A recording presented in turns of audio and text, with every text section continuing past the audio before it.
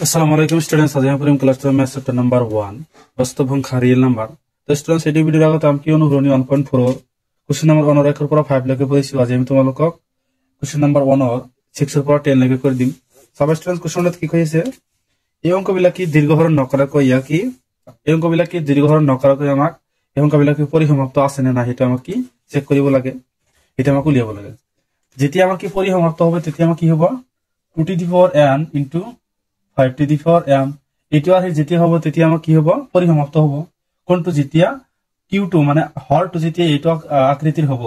তেতিয়া আমি হেতু কম কি ক'ব পাৰো পৰিসমাপ্ত। যেতিয়া হৰটো এটো আকৃতিত নহব তেনলে আমি ক'ব পাৰো সেই সংখ্যাটো কি পৰিসমাপ্ত নহয়। আমি চেক কৰিম এটো কি পৰিসমাপ্ত আছে না নাই। চাবা হৰটো আমাক কিমান দি আছে q আমাক কিমান দি আছে 2 to the power 3 into 2 to the power 3 into 5 square. Question চাবা আমাক কি এটো সেমিটো আকৃতি দিয়া আছে তেনলে আমি কি ক'ব পাৰো যে এই সংখ্যাটো কি পরিসমাপ্ত আছে। যেহেতু আমাক কি এই q2 আমাক কি দি আছে 2 to the power n into 5 square, এটা আমাক কি এটা আকৃতি দিয়া আছে তেনলে আমি কি ক'ব পাৰো যে এই পরিসমাপ্ত। লিখি দিব পারা যায় এনে কই যে এই q মানে কিমান 2 to the power 3 into 5 to the power 2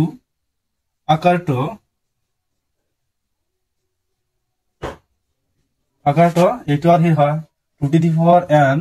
5 to the power m আর হির হয়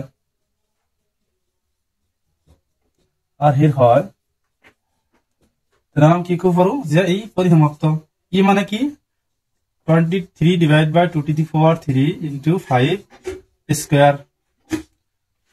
এই সংখ্যাটা কি পরিসমাপ্ত এলাকে তোমালোকে লিখি দিবা এলাকে উত্তর হবে।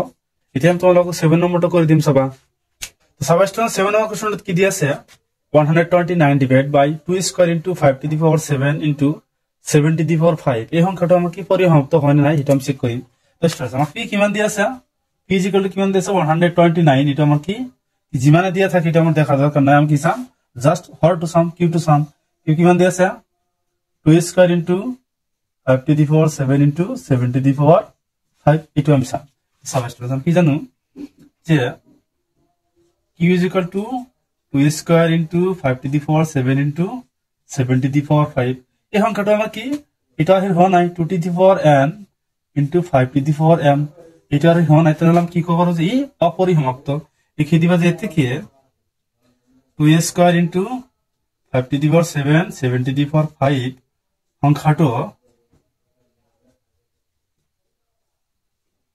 সংখ্যাটা কি 2 to the power n into 5 to the power m আর হে হয় নাই m আর হে নহয় তাহলে আমি কি করব পারো যে এটিকে 2 square into 5 to the power 7 into 7 to the power 5 সংখ্যাটা কি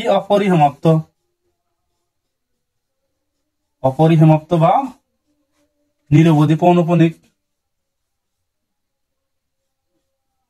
অপরিসমাপ্ত তাহলে কি হবে উত্তর। সবাই স্টুডেন্টস যদি আমি তোমার 8 নম্বরটা করে দিই 8 নম্বরটা কি আছে 6 divided by 15 এই সংখ্যাটা আমি সাম পরিসমাপ্ত হয় না নাই আমি সাম p কিমান দি আছে p দি আছে আমাক কিমান 6 আর q কিমান দি আছে 15 নে কেতিয়া আমি ভাঙি দিম কিমান হ'ব সবা 15 আমি 3 রে ডিভাইড কৰি পাৰো 3 5 গুণ 15। তো সবা স্টুডেন্টস আমি q কিমান পাইছো 15 কিমান পাইছো 3 into 5 তো সবা স্টুডেন্টস আমাৰ কি যেতিয়া আমাৰ এটা আহি বনাব লাগে তেতিয়া আমি কি জাস্ট এই সংখ্যাটো কি থাকিব লাগিব 5 আৰু 2 থাকিব লাগিব। 5 আছে ইয়াত 2 নাই তেনলে আমি কি ক'ব পাৰো যে এই পৰিসমাপ্ত নহয় কাৰণ 2 নাই এটা আহি হোৱা নাই তেনলে আমি কি লিখিব যেতে কি q is equal to 15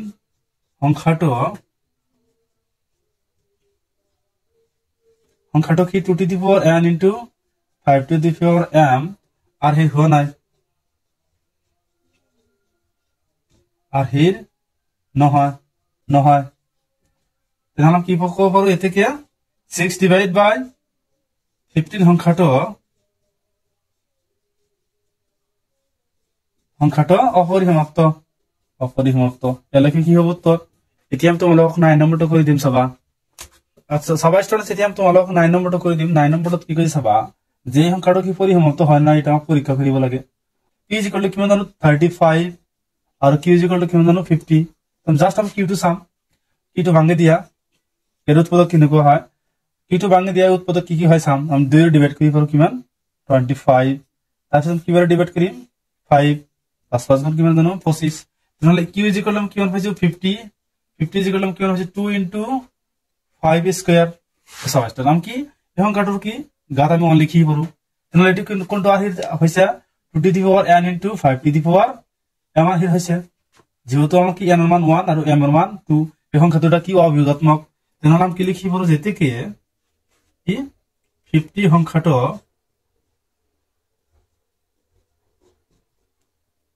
সংখ্যাটো কি 2 to the power n * 5 to the power m আর হয় m কি এটা আর হয় তাহলে কি করব পারো যে কি পরিসমাপ্ত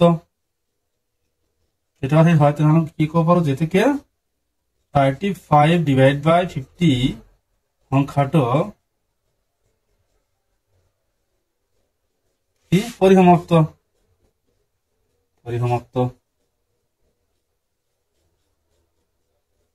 তাহলে কি হবে উত্তর এটি আমি তোমালোকক 10 নম্বরটা করে দিম সবা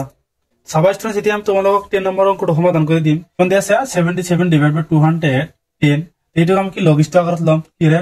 আমি মানে ডিভাইড কৰিম কিমান যায় 11 বাৰ এটি 7 ডিভাইড কৰিম কি করব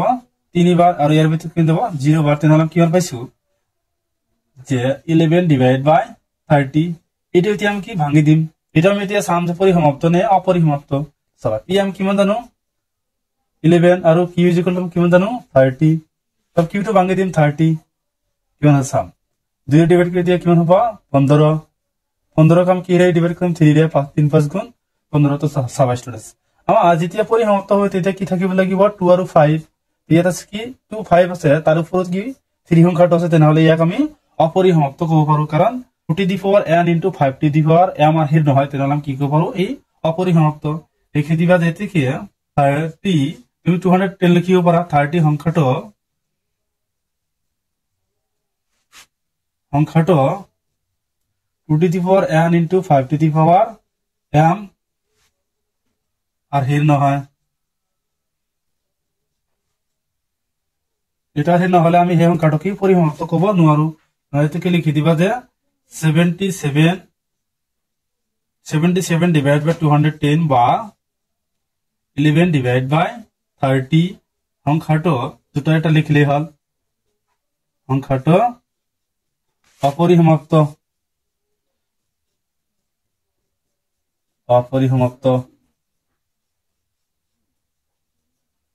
ইয়ালৈকে উত্তৰ আছিল স্টুডেন্টস ইয়ালৈকে কৰিবলগীয়া আছিল স্টুডেন্টস এটাও ভিডিওৰ কাৰণে তোমাৰ যদি কিবা সহায় হৈছে তেনেহলে তুমি চ্যানেলটো সাবস্ক্ৰাইব কৰি দিবা থ্যাংক ইউ স্টুডেন্টস